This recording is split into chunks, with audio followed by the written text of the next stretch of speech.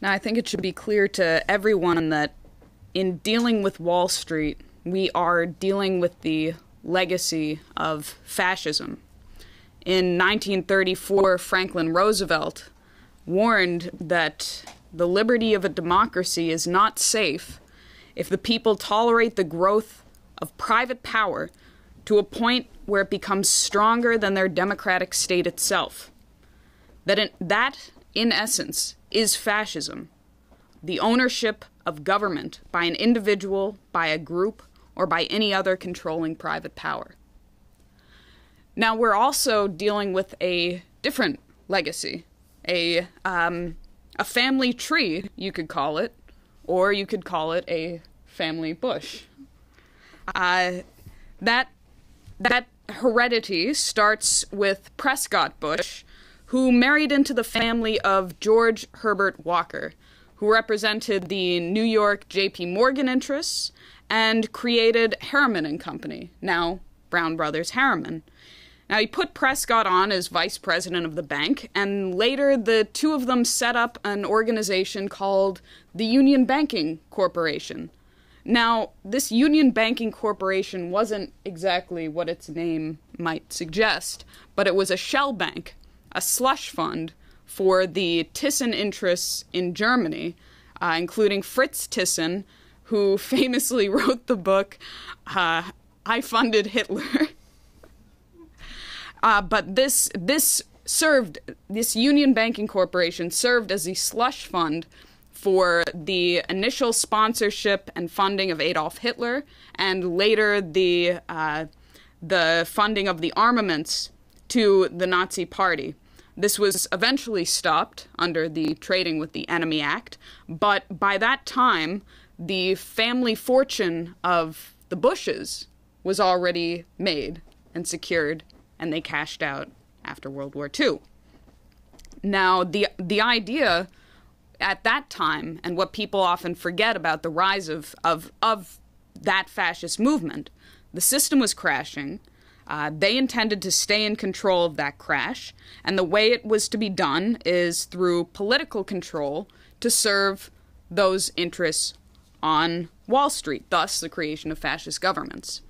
Now, to continue the legacy, you have Bush Sr., he was an interesting president and an interesting president of Vice, and I'll just mention a little side story on Bush Sr. that one of his sons was he famously had to cancel a dinner engagement with the brother of the Reagan assassin, John Hinckley Jr.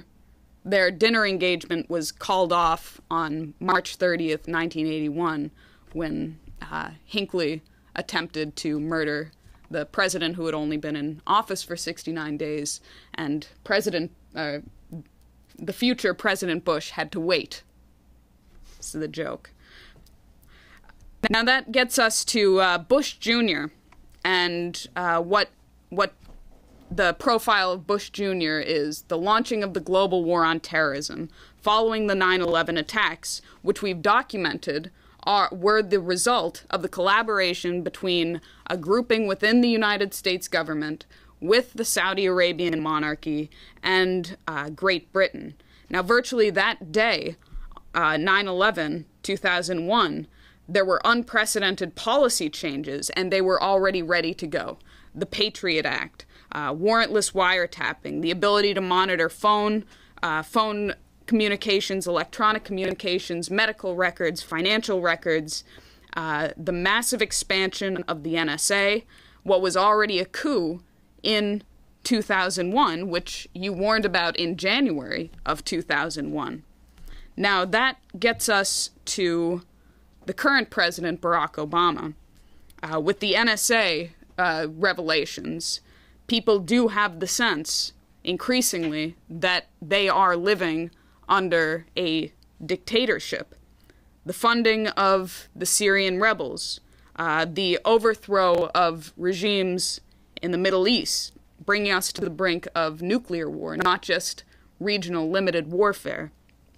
Also, what has been revealed as a massive spying on economic activities, especially in Europe among our partners, to anticipate how to install measures such as a bailout and the bail-in. So my question to you is a little bit of a curveball, because in the past few months there were revelations about the famed birth certificate, which was posted on government sites of President Barack Obama. His own lawyer admitted that the image of that birth certificate was a fraud. So my question to you is Barack Obama actually a Bush?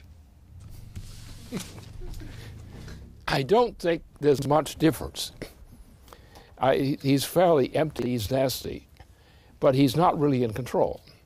I mean, we have to understand, and when you get to this point, you've got to say, no, really, who is really running the show?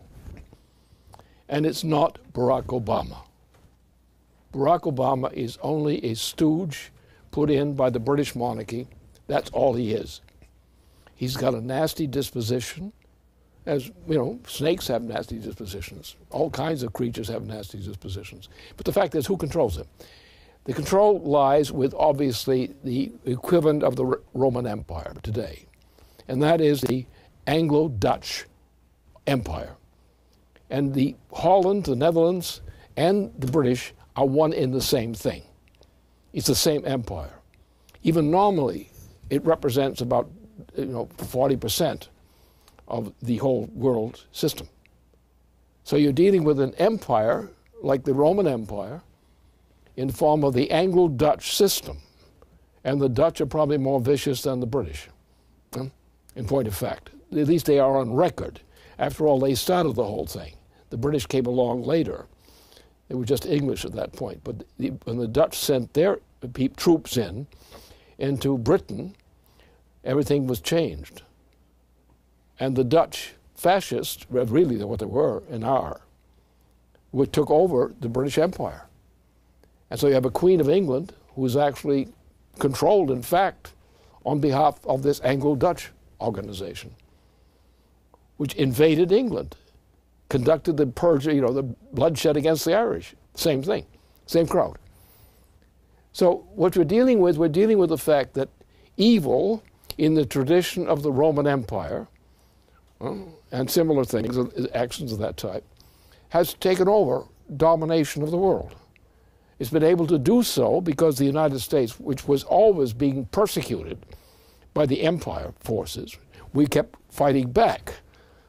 But we continued to find, we had presidents who were shameless creatures, animals more than men, for example, and that has persisted.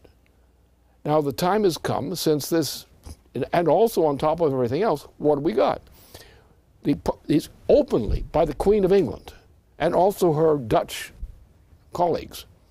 The intention is to reduce the population of the world rapidly from 7 billion people to less than 1 billion people. That operation is presently underway. It's been advertised publicly and widely by Her Majesty and others. It's stated in every possible way you want to see in terms of Europe, in terms of policy, and especially in terms of policy of practice. This thing is the enemy of the human species.